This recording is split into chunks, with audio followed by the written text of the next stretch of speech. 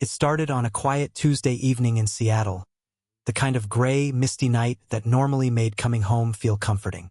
Low clouds hung over the city, and a thin drizzle blurred the lights along the freeway as I drove back toward our neighborhood. Normally, I wouldn't be home until after 7, sometimes even later if meetings ran long. But that evening, an investor presentation had been canceled at the last minute, and for once I was heading home earlier than expected. My name is Nathan Brooks. Until that night, I believed my marriage to my wife Kaylee was stable. Maybe not perfect, but solid enough that I didn't question the foundation beneath it. We had been together long enough that life had settled into predictable rhythms. I worked in investor relations for a venture group downtown, and Kaylee had built a fast-moving career in marketing at a tech company. Our schedules were busy, but we managed. At least that's what I told myself. When I walked through the front door that evening, the house was quiet except for the faint hum of the dishwasher in the kitchen. A familiar scent of Kaylee's perfume hung in the air, mixed with the smell of laundry detergent. Everything felt normal, but the moment I stepped into the bedroom, something caught my attention. Kaylee was kneeling beside an open suitcase on the bed. Clothes were neatly arranged around her in small piles. She was folding them with quick, practiced movements, placing each item into the suitcase as if she had done this routine 100 times before. She glanced up when she heard me. "Oh," she said, "you're home early." Her voice carried a brief note of surprise, but it disappeared almost immediately. "Meeting got canceled," I replied, loosening my tie as I stepped further into the room. "What's going on?" Kaylee zipped one of the smaller compartments in the suitcase and reached for another stack of clothes. "Marketing forum," she said casually. "Portland. 2 days." I nodded slowly. Business trips weren't unusual for her. Conferences, networking events, presentations, it was all part of her job. Normally she talked about them ahead of time, though. I tried to remember if she had mentioned this one earlier in the week. Maybe she had. Maybe I just hadn't paid attention. Still, something about the scene felt slightly out of place. Maybe it was the suddenness of the packing, or maybe it was just that I hadn't expected to walk into it. I stepped closer to the bed, and that's when I noticed it. Lying on top of the folded clothes was a black silk lingerie set I had never seen before. It wasn't subtle. Lace trim, thin straps, the kind of thing that looked more like it belonged in a boutique display than inside a suitcase heading to a business conference. For a moment, I simply stared at it. Then I glanced at Kaylee. She must have noticed my eyes lingering, because she reached over quickly, picked up the lingerie, and slid it into the suitcase. I raised an eyebrow. "Since when do marketing forums require that?" I asked lightly. Kaylee didn't even turn fully toward me at first. She just continued packing. "Relax, Nate," she said with a short laugh. "Women pack things. You wouldn't understand." The answer came out fast, almost too fast. I shrugged, but the explanation didn't quite settle in my mind. Maybe it was nothing. Maybe she just grabbed whatever was in the drawer without thinking. Still, the detail stuck with me. Then something else happened. Her phone lit up on the nightstand beside the bed. It buzzed once, the screen glowing briefly in the dim room. I wasn't trying to read it, but the angle of the screen made the notification visible for a second before Kaylee noticed. A name appeared at the top of the message. Evan. And beneath it, the first few words of the text preview. "Still thinking about last time. Can't wait for." Kaylee grabbed the phone almost instantly. Her reaction was so fast that the device nearly slipped from her hand before she caught it and locked the screen. For a moment, neither of us said anything. Then she looked up at me, but the expression on her face wasn't embarrassment. It was annoyance. "Seriously, Nathan?" she said. I blinked. "What? You're staring at my phone now?" "I just saw the notification," I replied calmly. "You saw a message," she said, her voice sharpening. "That's what phones do. They get messages." The conversation had shifted direction before I even realized what was happening. "I didn't say anything," I pointed out, but Kaylee had already crossed her arms. "You know what this is?" she continued. "This is that thing you do." "What thing?" "You jump to conclusions," she said flatly. "You always assume something's wrong." I frowned slightly. I didn't assume anything, right? She said with a dry laugh. Because staring at my messages definitely doesn't look suspicious. I felt the situation slipping into a strange place. A minute earlier, I had simply noticed a text notification. Now somehow I was being accused of invading her privacy. You're making a big deal out of nothing, she continued. Maybe try trusting your wife instead of looking for problems where none exist. The words landed harder than I expected. I wasn't angry, not yet, but the conversation felt oddly rehearsed, like she had already prepared a defense for a question I hadn't even fully asked. Kaylee snapped the suitcase closed. Anyway, she said, grabbing the handle and standing up, I have an early flight tomorrow morning. She brushed past me toward the closet. Can we not do this tonight? She added. Do this, as if I had started an argument. I stood there quietly, watching her pull a jacket from the hanger. She moved quickly, efficiently, as if eager to end the conversation and move on. And in that moment, something settled quietly in the back of my mind. Not anger, not panic, just a slow, uncomfortable realization. Because the lingerie, the message, and the way she immediately turned the situation around on me. It all fit together a little too neatly. Maybe there was still an innocent explanation. Maybe I was overthinking it. But one thing was certain. The moment Kaylee tried to make me the problem instead of explaining the message, something in my mind shifted. I didn't argue with her. I didn't accuse her. I simply watched as she finished packing. And as I stood there, a single thought kept repeating in my head. What I had just seen wasn't an awkward coincidence. It was the first clear sign that something in my marriage had already begged end to break. And Kaylee had just tried to bury it before I could even ask why. After Kaylee left for Portland the next morning, the house felt strangely quiet. The silence should have been normal. After all, we both traveled for work from time to time. But something about that morning felt different. Maybe it was the way our conversation had ended the night before. Maybe it was the image of that message from Evan still lingering in the back of my mind. I poured myself a cup of coffee and stood in the kitchen staring out at the gray Seattle sky. Rain tapped softly against the windows, the steady rhythm filling the empty space of the house. Normally mornings like that felt peaceful. That morning they didn't. For the first time, I started replaying the last few months of my marriage in my head. At first the memories came slowly, like pieces of a puzzle I hadn't realized I was collecting. But the more I thought about them, the more clearly the pattern began to form. Kaylee had started staying late at the office much more often. At the time I hadn't questioned it. Her department had been growing quickly, and she had been pushing hard for a promotion. Long hours were part of the territory. She would come home exhausted, talking about deadlines, campaigns, and meetings that seemed to stretch endlessly into the evening. But now that I looked back, something about those nights felt different. Kaylee used to complain constantly about working late. She hated it. If she had to stay past 6, she would call me on the drive home and vent about how much she wanted to find a better work-life balance. Yet somewhere along the way that changed. She stopped complaining. Instead, she simply stayed late more often and said less about it. Then there were the passwords. For most of our marriage, Kaylee had never cared much about locking her devices. Her phone would sit on the kitchen counter, notifications lighting up the screen while we cooked dinner together. Her laptop password had been the same simple word for years, something we both knew without even thinking about it. But about 3 months earlier, that changed. One evening, I had tried to open her laptop to print something, only to realize the password had been changed. When I asked about it, she shrugged casually. Security update at work, she had said. They told everyone to tighten things up. At the time, the explanation sounded reasonable. Now it didn't feel quite so simple. Another memory surfaced. Kaylee had started taking her phone everywhere with her. Not just from room to room, but everywhere. If she walked to the kitchen to refill her water, the phone went with her. If she stepped out onto the balcony, it went into her hand. Even when she went to the bathroom, the phone disappeared into her pocket. I hadn't noticed the change at first. It happened gradually. But once I started thinking about it, the difference was impossible to ignore. And there was something else.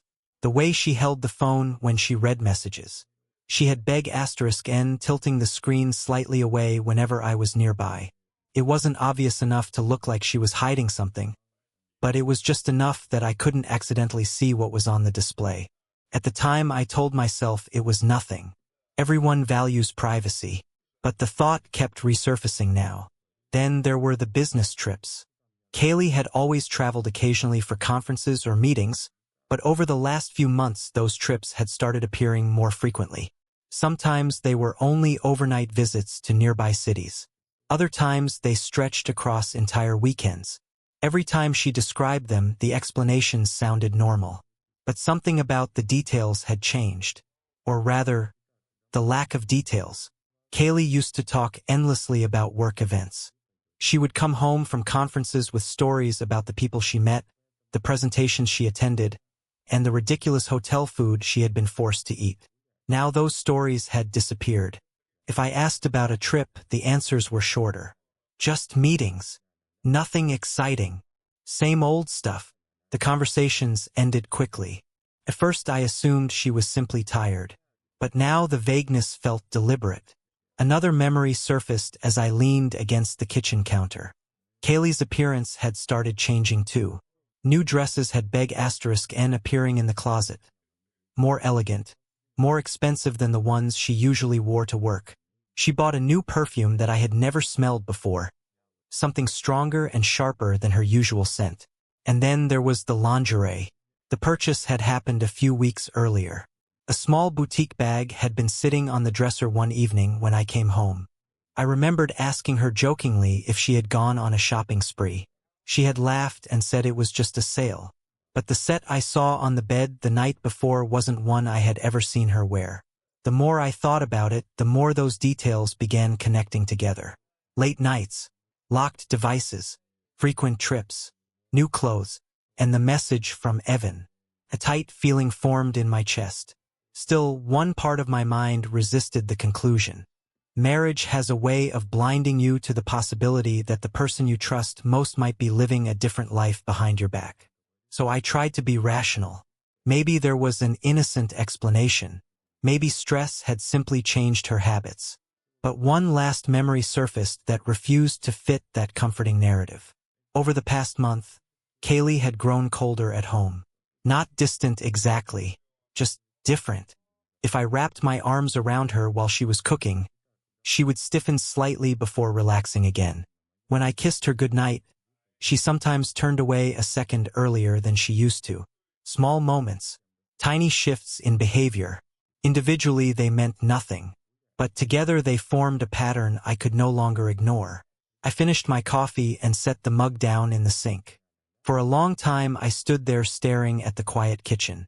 Because the more I replayed the last few months, the clearer one realization became. None of those changes had been random. They were signs. And the message from Evan hadn't been the beginning.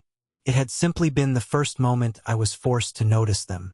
For the rest of that morning I tried to focus on work, but my thoughts kept circling back to the same place. Every time I opened my laptop, my attention drifted away from the screen and back to the quiet realization that had settled in my mind. Something about Kaylee's trip didn't make sense. Normally, I would have pushed the thought aside. Marriage requires trust, and I had always believed that second-guessing your partner without proof was the fastest way to poison a relationship. But the message I had seen the night before refused to leave my memory. Still thinking about last time. Those 4 words echoed louder the more I thought about them. Eventually, I closed my laptop and leaned back in my chair. If everything was innocent, checking the facts would prove it quickly. And if something was wrong, then I needed to know that too. So instead of guessing, I decided to verify the one thing that should have been easiest to confirm. The marketing forum in Portland. Kaylee had mentioned the event casually, as if it were routine, but something about the way she said it had bothered me. She hadn't named the conference, the venue, or even the organization hosting it. Normally she loved talking about those details. I opened my browser and started searching. Portland Marketing Forum. Marketing Conference Portland this week. Industry Events Oregon. The results filled the screen quickly, but none of them matched the dates Kaylee had mentioned. I tried again with different keywords. Still nothing. At first I assumed I was missing something. Smaller events sometimes flew under the radar, especially if they were organized privately. But after 20 minutes of searching, one thing became clear. There was no major marketing forum scheduled in Portland that week. A small knot tightened in my stomach. Still, that alone didn't prove anything. Maybe it was a private workshop. Maybe it was hosted by a company rather than an industry group. I picked up my phone and scrolled through my contacts until I found someone who might know. Daniel Ortiz. Daniel worked in hotel operations for a regional chain that managed several conference venues across Oregon and Washington. We had met years earlier through a business partnership and occasionally helped each other with industry questions. I hesitated before calling him. This felt like crossing a line. But after a moment, I pressed the dial button. Daniel answered on the third ring. Nathan? Didn't expect to hear from you today. Hey, I said. Quick question. Are there any marketing conferences happening in Portland this week? He paused for a moment. Not that I know of, he replied. Why? Just checking something for work, I said casually. Daniel tapped on his keyboard for a few seconds. Nope, he said finally. Nothing major booked in any of the downtown venues. And I'd know if there was. Those events fill half the hotels in the city. My chest tightened slightly. You sure? I asked.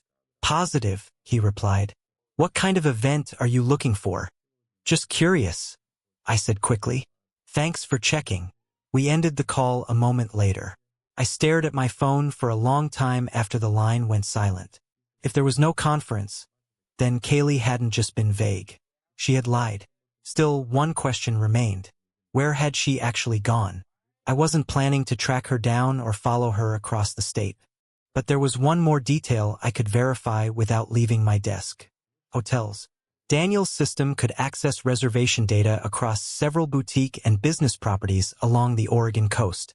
If Kaylee had checked into a hotel using her company account, it might appear in their system.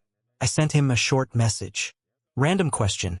Can you check if anyone named Kaylee Brooks checked into a Portland hotel today? A few minutes passed before his reply came back. Not Portland. My pulse quickened slightly. Then another message appeared. But someone with that name checked into a place near Cannon Beach this morning.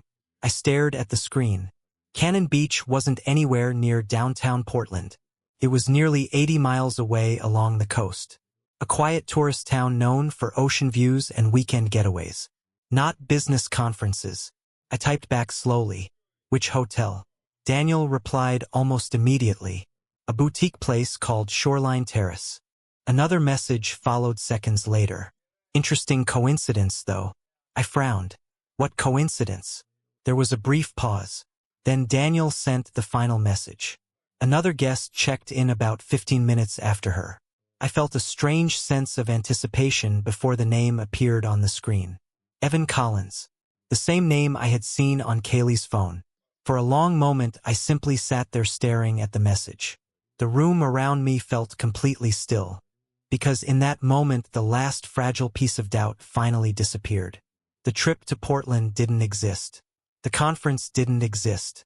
Instead, my wife had driven to a coastal hotel with a man whose message had appeared on her phone the night before. And suddenly the pattern from the past few months wasn't just suspicion anymore. It was confirmation. But strangely, the emotion that followed wasn't rage. It was something colder. Because now that I understood what was happening, one thing became clear. Kaylee thought I had believed her story, which meant she had no idea that her lie had already begun to unravel. For several minutes after Daniel's message appeared on my phone, I didn't move. I just sat at my desk staring at the screen, reading the same two words over and over again. Evan Collins. The name no longer felt like a coincidence.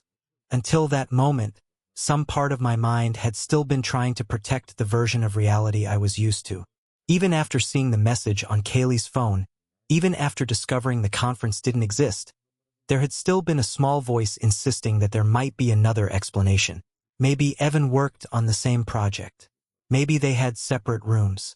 Maybe the situation was less personal than it looked. But the more I thought about it, the harder it became to hold onto those possibilities. Cannon Beach wasn't a business destination.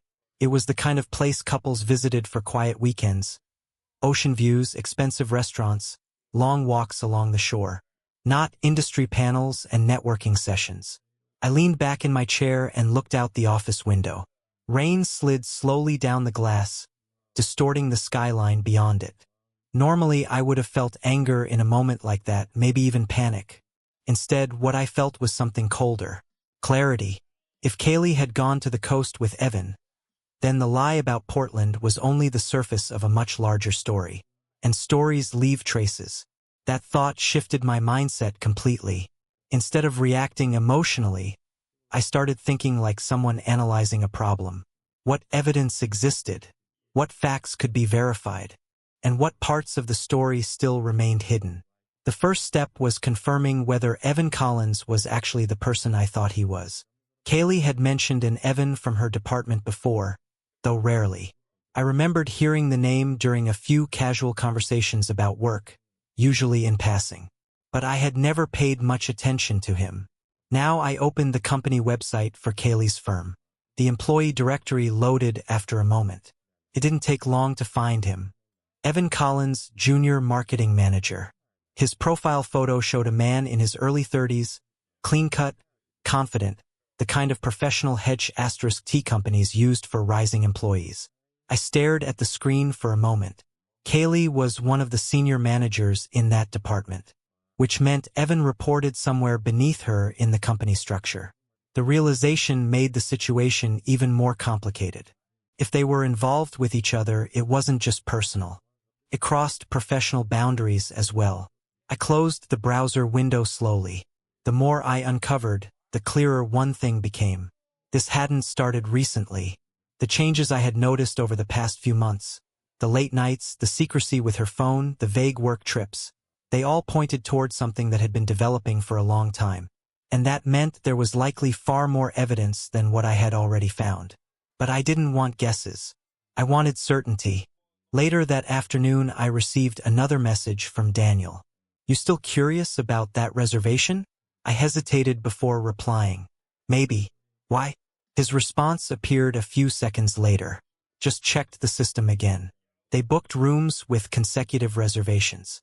My pulse slowed slightly as I read the message. Consecutive reservations. 2 people arriving together. 2 rooms reserved back-to-back. I knew what that probably meant. Hotels often used that pattern when guests checked in as a pair but preferred separate billing records. Still, I asked the question anyway. "Separate rooms?" Daniel answered after a short pause. "Technically, yes." Then another message appeared. "But they requested a room with a balcony facing the ocean." Singular, not plural. I stared at the phone again. The implication didn't need explanation. The hotel had recorded 2 names for billing purposes, but the reservation itself had been made for 1 room, which meant Kaylee and Evan hadn't just traveled to the same location. They had checked into the same room. At that moment, something inside me finally shifted from uncertainty to acceptance. The affair wasn't a possibility anymore. It was a fact. Yet strangely, the emotion that followed wasn't explosive. There was no sudden urge to call Kaylee or confront her in the middle of the trip. Instead, I felt the opposite. Stillness. Because reacting immediately would accomplish nothing. If I called her now, she would deny everything. She would invent another explanation. And once she realized I was suspicious, she would start hiding the evidence more carefully. No, that wasn't the way to handle this. Instead, I needed to understand the full picture. How long had this been happening? How many of those work trips had actually been something else? And most importantly, what else had Kaylee been doing to protect the secret? As those questions formed in my mind, I realized something important. Affairs rarely exist in isolation. They create ripple effects, changes in schedules, changes in finances, changes in professional decisions. If Kaylee had been seeing Evan for months, then traces of that relationship would exist not just in hotel reservations, but in other parts of her life as well. And if I looked closely enough, those traces would eventually lead to the complete truth. For the first time since discovering the message on her phone, I felt completely calm. because Kaylee believed she had hidden everything perfectly. She believed the story about Portland had worked. She believed I had trusted her explanation without question, which meant she would continue acting as if nothing was wrong. And that gave me something extremely valuable. Time. Time to gather the facts. Time to confirm what had really been happening. And time to make sure that when the truth finally surfaced, there would be no way for her to deny it. Once the initial shock passed, my thoughts shifted from emotion to strategy. Discovering that Kaylee and Evan had checked into the same coastal hotel together had answered the biggest question, but it also raised several new ones. The affair was real. That much was undeniable now. But how long had it been happening, and how far had it spread into other parts of her life? The answers wouldn't appear by guessing. They would appear through details. So instead of confronting Kaylee or calling her in anger, I continued with the same approach I had already started: quiet verification. The first place I looked was our shared financial activity. Kaylee and I maintained both personal accounts and one joint account for household expenses.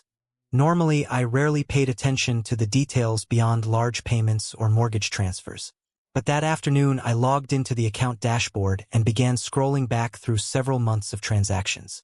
At first, everything looked normal: grocery stores, utility payments, insurance charges, streaming subscriptions. But when I expanded the search to include Kaylee's personal credit card, one she sometimes used for work expenses that were later reimbursed, I began to notice something interesting. Several restaurant charges appeared in cities where she had supposedly attended work events. Normally, that wouldn't have stood out. Business travel naturally involved dinners and client meetings. But the pattern of the transactions caught my attention. Many of the restaurants were small, high-end places known more for romantic atmospheres than business lunches. One charge in particular stood out. It was from a restaurant overlooking the waterfront in Astoria, Oregon. The date matched a weekend Kaylee had told me she was attending a regional strategy workshop. Astoria was nearly 2 hours away from the nearest conference center. I wrote the date down. Then I kept scrolling. More entries began appearing. Another restaurant on the Oregon coast. A boutique hotel bar in Vancouver. A rideshare receipt that showed a drop-off near a luxury spa outside Seattle. Each individual charge could have had an explanation. But when I placed the dates next to the times Kaylee had claimed to be traveling for work, the pattern became difficult to ignore. Those trips hadn't been random. They had been carefully spaced weekends and short weekday escapes. And every one of them aligned with the same window of time when her behavior had and changing at home. Late nights. More meetings. More sudden travel. My stomach tightened slightly as I continued reviewing the records. But the feeling wasn't anger anymore. It was confirmation. Because the deeper I looked, the clearer it became that this relationship with Evan hadn't been impulsive. It had been organized, carefully hidden, and sustained for months. I leaned back in my chair again, thinking through the implications. If the relationship had been going on that long, then it wasn't just personal. It was intertwined with her professional life too. Evan worked in her department. That meant their contact wasn't limited to stolen weekends or secret messages. They saw each other almost every day. The thought alone explained many of the subtle changes I had noticed earlier. The guarded phone, the sudden shift in her attitude toward work, the way she sometimes seemed distracted even when we were having dinner together. Another question formed in my mind. If their relationship was happening within the company, then it likely wasn't completely invisible. Offices are full of people who notice things: promotions, favoritism, unusual travel approvals, quiet rumors. Even if no one had said anything directly to me, the relationship could still be leaving traces inside the company itself. I opened Kaylee's company website again and looked more carefully at the department structure. Her name appeared near the top of the marketing leadership page. Evan's name appeared several levels below, but something about the timeline of his position caught my attention. His promotion to junior marketing manager had happened only 5 months earlier. According to his profile history, he had been a junior analyst before that. 5 months. That time frame aligned almost perfectly with when Kaylee's behavior had and changing. A possibility surfaced that made the situation even more troubling. If Kaylee had been involved with Evan while also influencing his career progression, then their relationship wasn't just a personal betrayal. It could also involve professional misconduct. The idea sat heavily in my mind. I wasn't interested in revenge, but facts were facts. And if those facts eventually surfaced through official channels, the consequences for her career could be severe. I closed the company page and rubbed my temples. The more information I gathered, the more complicated the situation became. Still, one thing remained clear. Kaylee believed her secret was safe. She had gone to Cannon Beach assuming I would never question the Portland story, which meant she would return home expecting everything to continue exactly as before. That assumption gave me something valuable: control. Because when she came back, I wouldn't be the confused husband asking vague questions. I would be the person who already understood the truth. And that difference would change everything about how the situation unfolded. For now, though, there was nothing more to do. Kaylee was still at the coast. The hotel reservation showed she would check out the following afternoon. So I closed the financial records, shut down my laptop, and stood up from my desk. Outside, the Seattle rain had finally stopped. Clouds still hung low over the city, but a faint strip of pale light appeared near the horizon. I watched it for a moment, because something about that quiet moment felt strangely symbolic. For months, Kaylee had been living two separate lives. One life at home, another life hidden behind business trips and late nights. But secrets like that rarely stay hidden forever. Eventually, the two worlds collide. And when they do, the fallout can destroy far more than the people directly involved. Kaylee simply didn't know yet that the collision had already begun. Kaylee returned to Seattle the next evening as if nothing had happened. She walked through the door with the same calm smile she always wore after work trips, dropping her suitcase by the hallway wall. "How was your week?" she asked casually. I watched her for a moment before answering. "Quiet," I said. She began describing the forum in Portland: panels, networking dinners, long presentations. The story flowed easily, but every detail sounded rehearsed. And the strangest part was how confidently she told it, because she had no idea that every word she said was already a lie I had verified. That night, I didn't confront her. Instead, I listened. Kaylee spoke about marketing trends and industry speakers while unpacking her suitcase. She even laughed about how exhausting conferences could be. The performance was flawless, but I noticed something small. Her phone buzzed once on the dresser. She glanced at it quickly, then turned the screen face down. A familiar name flashed for half a second before the display went dark. Evan. Kaylee didn't realize I had seen it, and she didn't realize that moment confirmed something important. The affair wasn't over. It had simply returned home with her.